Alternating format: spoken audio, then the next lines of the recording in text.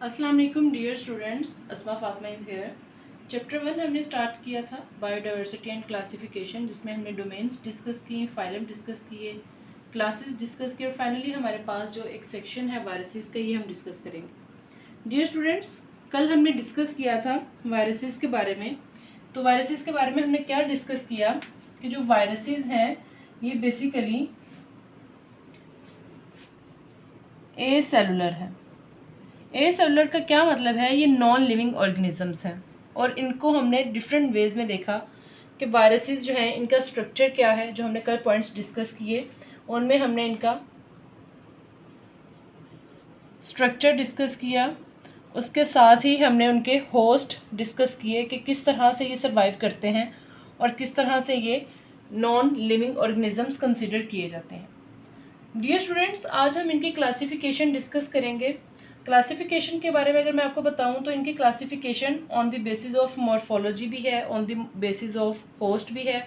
तो different basis पे इनकी क्लासिफिकेशन है, लेकिन जो आज का हमारा टॉपिक है वो क्लासिफिकेशन है on the basis of morphology. तो मॉर्फोलॉजी क्या है? बेसिकली पहले हम इसे अंडरस्टैंड करेंगे। मॉर्फोलॉजी क्या है, इसका बेसिकली हमने स्ट्रक्चर देखना है कि इसका जो स्ट्रक्चर है अपेरेंटली वो हमें कैसा नज़र आता है, ये इसकी मॉर्फोलॉजी है। तो वायरसेस चूँकि बहुत ही आप कह लें कि स्मॉल ऑर्गेनिजम्स हैं, जिनके लिए हम माइक्रो ऑर्गेनिज्म का वर्ड यूज़ करते हैं। ये माइक्रो ऑर्गेनिजम्स हैं जिनको हम स्मॉल माइक्रो ऑर्गेनिजम्स को कभी भी नेकेड आई से नहीं देख सकते, बल्कि हम इनको देखने के लिए माइक्रोस्कोप का इस्तेमाल करते हैं। तो डियर स्टूडेंट्स, यहाँ पर हमारे पास डिफरेंट क्लासिफिकेशन है। सबसे फर्स्ट जो हमारे पास वायरसेस हैं वो है हेलिकल वायरसेस। तो आपने यहाँ पर याद रखना है कि जैसे इनका नाम है बिल्कुल वैसे ही इनका स्ट्रक्चर है। हेलिकल वायरसेस क्या हैं? बेसिकली ये वो वायरसेस हैं जिनमें कैप्सिड मौजूद होता है, लेकिन कैप्सिड किस फॉर्म में है? हेलिकल की फॉर्म में है। और ये क्या करता है? ये सराउंड करता है न्यूक्लिक एसिड को। अगर आपको याद हो तो कल भी मैंने आपको स्ट्रक्चर इसका बना के दिखाया था, जो लास्ट लेक्चर था जिसमें हमने वायरसेस का स्ट्रक्चर डिस्कस किया था। उसमें हमने देखा था कि कैप्सिड बेसिकली क्या है। कैप्सिड आपने याद रखना है, कैप्सिड जो है वो प्रोटीन कोट होता है, प्रोटीन कोट है। और ये क्या करता है? ये प्रोटेक्ट करता है, किसको प्रोटेक्ट करता है? जेनेटिक मटेरियल, जो कि हमारे पास क्या है? Nucleic acid. तो बच्चों, आप लोगों ने ये बात यहाँ पे याद रखनी है, जेनेटिक मटेरियल जो कि न्यूक्लिक एसिड में मौजूद है, डीएनए या फिर आरएनए की फॉर्म में, ये उसको क्या कर रहा है? प्रोटेक्ट कर रहा है। तो हेलिकल वायरसेस कौन से वायरसेस हैं? ये वो वायरसेस हैं जिनका जेनेटिक मटेरियल यानी न्यूक्लिक एसिड सराउंड होता है एक हेलिकल स्ट्रक्चर्स के साथ, और हेलिकल स्ट्रक्चर जो है वो कैप्सिड का बना हुआ है। अगर हम इनके एग्जांपल्स को डिस्कस करें तो आपने याद रखना है, कल भी हमने डिस्कस किया था, इनकी एग्जांपल हमारे पास टोबैको, मोज़ेक है, और सेकंड जो हमारे पास इसकी एग्जांपल है वो है जी रेबीज़ वायरस। तो ये दो इनके एग्जांपल्स हैं, ये आपने अच्छे से याद कर लेनी है। डियर स्टूडेंट्स, इसके साथ हम इसका स्ट्रक्चर मस्ट डिस्कस करेंगे। अगर आपको एज अ शॉर्ट क्वेश्चन आ जाता है डिफाइन द हेलिकल वायरसेस, तो आप इनको डिफाइन करेंगे, साथ आप इनकी एग्जांपल लिखेंगे और इसके साथ ही आप इनका स्ट्रक्चर बनाएंगे। तो ये हेलिकल की फॉर्म है, ये इस तरह से, ये आप लोगों ने अंडरस्टैंड कर लेनी है बात, ठीक है? ये इस तरह से हेलिकल की फॉर्म में है, ठीक है?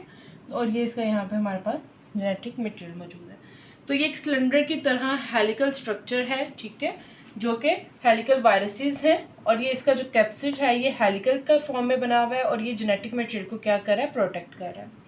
नेक्स्ट हमारे पास आइकोसीहेड्रल।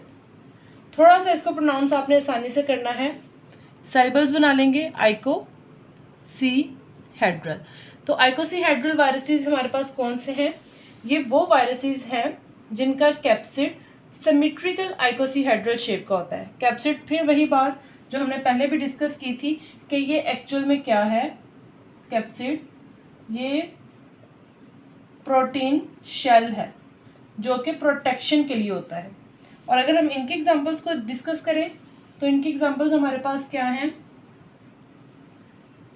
एडिनो वायरसेस है और उसके साथ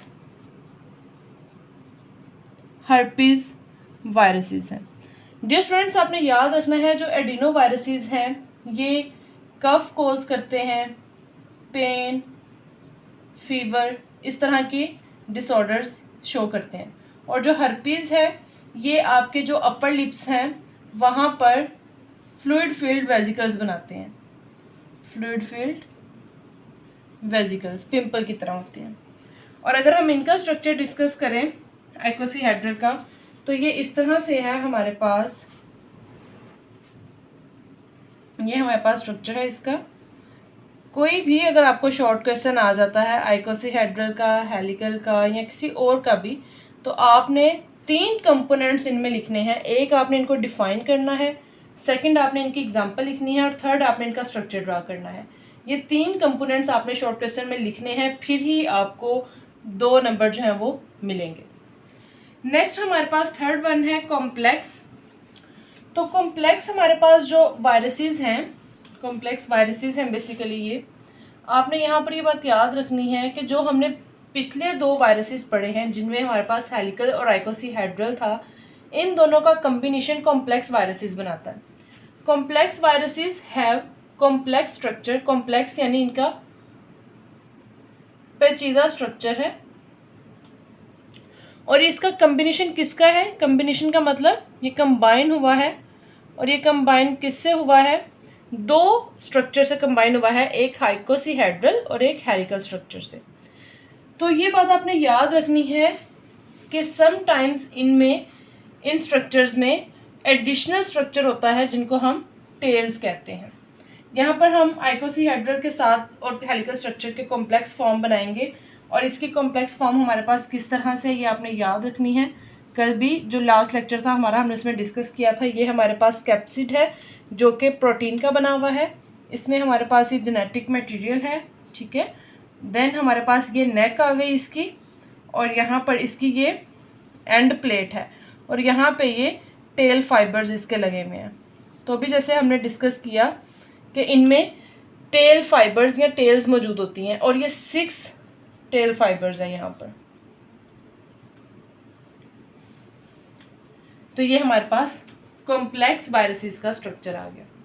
नेक्स्ट बहुत बहुत इंपॉर्टेंट शॉर्ट क्वेश्चन, यहाँ पे मैं लिख भी रही हूँ, डिफरेंस आता है